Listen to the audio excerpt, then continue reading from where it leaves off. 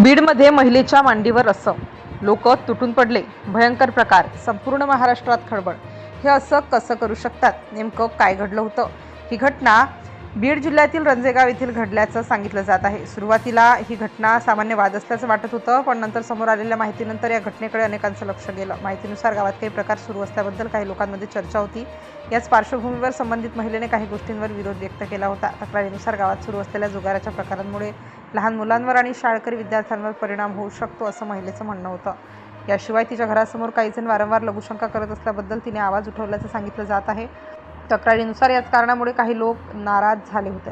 घटनेच्या दिवशी नेमकं काय घडले याबद्दल वेगवेगळ्या चर्चा सुरू झाल्या. मात्र पीडित महिलेने पोलिसांकडे दिलेल्या तक्रारीनुसार तिच्यासोबत मारहाण झाल्याचं सांगितलं गेलं आहे. तक्रारीनुसार निखिल आणि त्याच्या 4 ते 5 साथीदारांचा या प्रकरणात उल्लेख करण्यात आला आहे. महिलेच्या तक्रारीनुसार तिला बेदम मारहाण करण्यात आली. नंतर या घटनेबद्दल आणखी माहिती समोर येऊ लागली. तक्रारीनुसार शरीरावर मारहाणीच्या खुणा स्पष्ट दिसून येत म्हणून तिच्या गुप्तांगावर बेल्टने मारहाण करण्यात आल्याचं सांगितलं गेलं आहे. या घटनेत महिलेला दुखापत झाली असून तिच्यावर उपचार सुरू असल्याचं सांगितलं जात आहे. तिच्यावर सध्या बीड येथील शासकीय रुग्णालयात उपचार सुरू असल्याची माहिती समोर आली. या घटनेवेळी महिलेची 2 लहान मुलेही तिथं असल्याचं सांगितलं जात आहे. तक्रारीनुसार त्या मुलांनाही उचलून फेकण्यात आल्याचं सांगितलं गेलं आहे.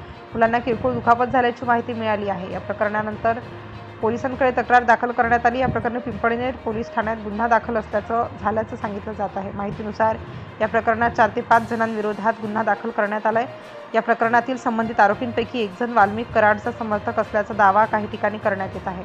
तसेच संबंधित व्यक्तींचे एकत्रित फोटो असल्याचाही दावा करण्यात येत आहे. मात्र या दाव्यांची स्वतंत्र पडताळणी झालेली असल्याची माहिती समोर आली आहे. गुन्हा दाखल झाल्यानंतरही आरोपींना अटक झालेली नसल्याचं सांगितलं जात आहे.